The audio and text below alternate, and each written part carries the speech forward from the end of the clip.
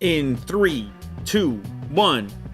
Lightphone 2. It is a different take on the idea of a phone that you carry that is kind of intentionally not exactly a smartphone. It says it's a phone for humans. What does it all mean? Maybe this is just more in tune with human things.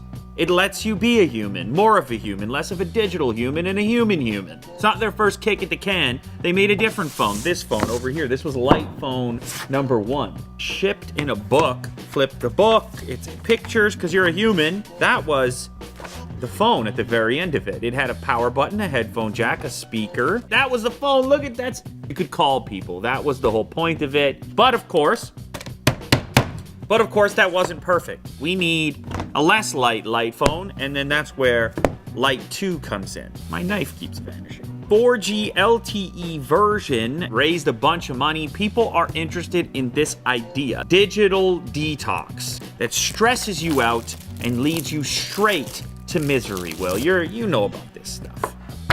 Yeah. It's not a typical smartphone package, as you could tell. Cardboard, it looks like a book. Kind of reminds me of Amazon Frustration Free. You pull down.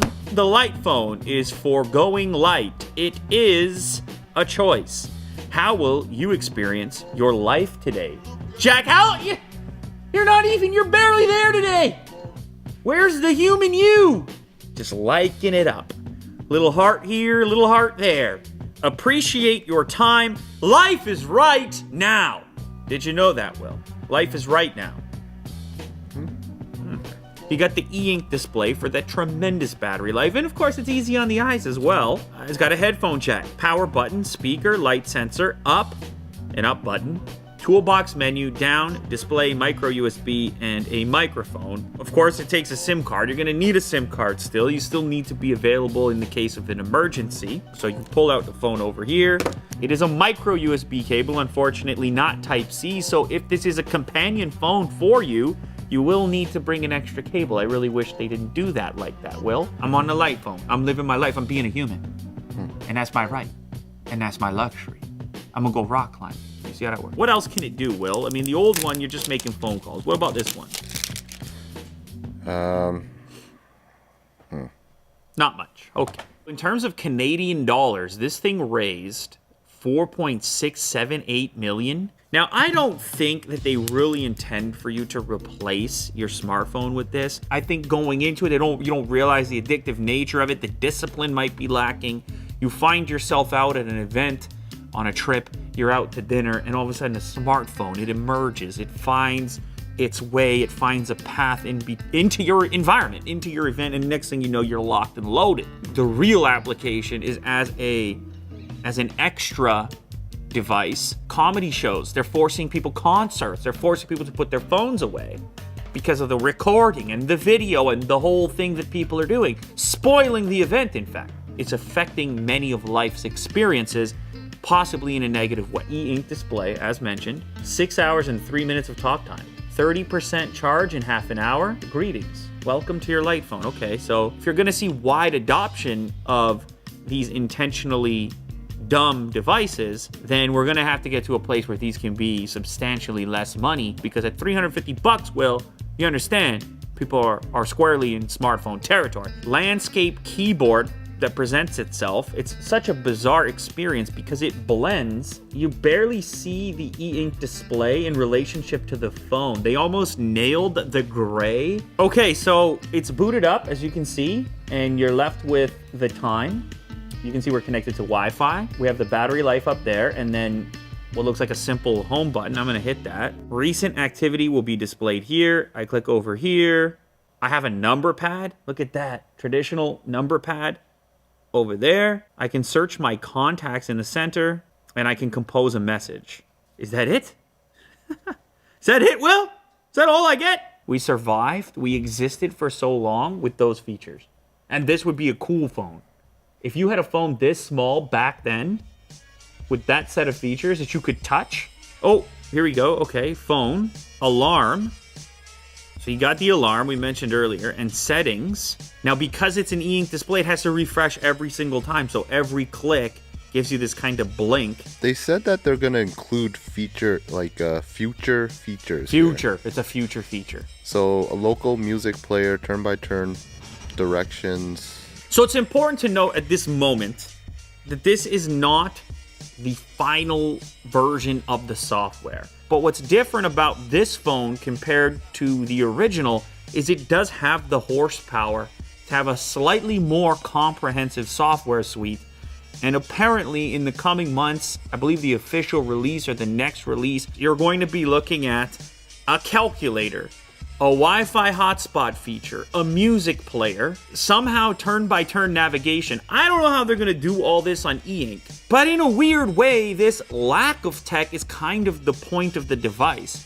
If it gets too fun to interact with, then all of a sudden you're back where you started. As far as the essence is concerned, I kind of understand the motivation. There are individuals gravitating towards something like this. Will it work? I don't know, because that person obviously has an issue to begin with. It's like a Nicorette patch. Yeah. You still get something, but not the whole thing. It's a little taster. It's gonna be hard, I think, to figure out where the line is cut off. If you do buy this as a companion device, I think a lot more people would be inclined to try out a lighter digital lifestyle if they didn't have to spend smartphone money on the light phone. The other nice thing about this is going to have a mobile hotspot. And so what ends up happening there, Will, is you might offload some of your smartphone activity to a more stationary device like a laptop. And I know you're saying that's a weird roundabout hack, but just that small degree could make sure that there's more intent on your end and that you're less likely to do the kind of vegetable act of just almost automatic behavior of there's the smartphone again. So I'm gonna go ahead and throw the SIM card in real quick. Is that a downgrade or an upgrade? I don't know. It depends how addicted you are. So I'll pop the SIM out real quick. There are people who are looking for help. They're all strung out with the Instagram and whatnot. They're strung right out. When you operate it, you have to have an intent. You have to have a reason. Yes. All right. I'm going to try to call Willie Doo. What's your number? 416. This is where Jack leaves your number again. Hey. Hey. There you go. Oh my God, you sound terrible. Really? Well, maybe it's because I got the volume cranked. Hang on a sec. Hey. Oh, that's better. Sounds better? Yeah, that's better. Okay. You sound like Will now. I'm just calling you from my light phone too. Okay.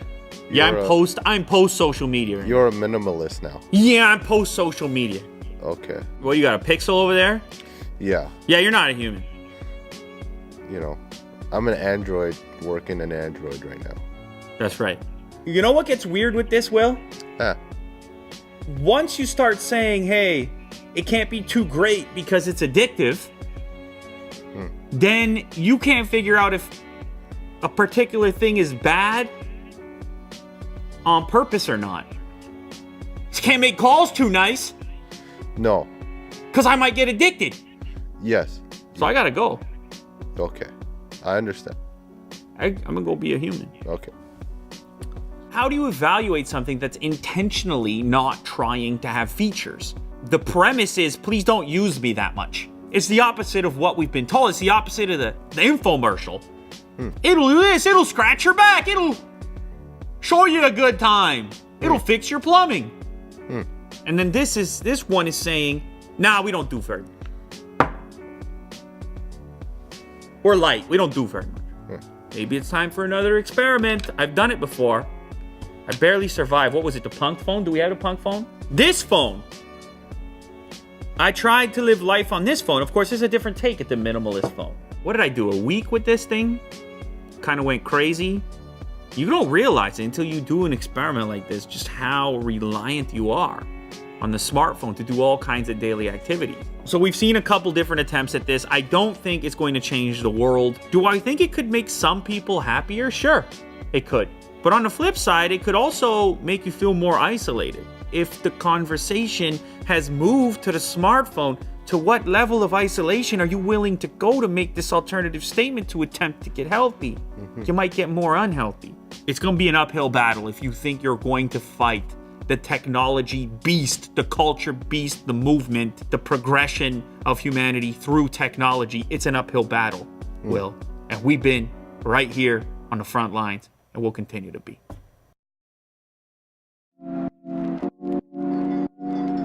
Sponsored by Vizio. Now this thing's big. We got the Vizio P-Series Quantum 75-inch 4K Smart TV, and it's paired with the home theater sound system with Dolby Atmos. Now the most impressive feature is our Quantum Dot technology that's able to deliver a more complete range of color to our eyes. They say it displays 115% more color than standard 4K TVs. Now the sound system has built-in upward firing speakers. They're capable of delivering 360 degrees of sound. It's a whole experience. Vizio has SmartCast, which allows you to access all your apps. It comes with Apple AirPlay 2 and Chromecast built in, and works with Siri, Alexa, and Google Assistant enabled devices. Vizio has a lot of Black Friday deals going on right now. Check out the link down below for more info.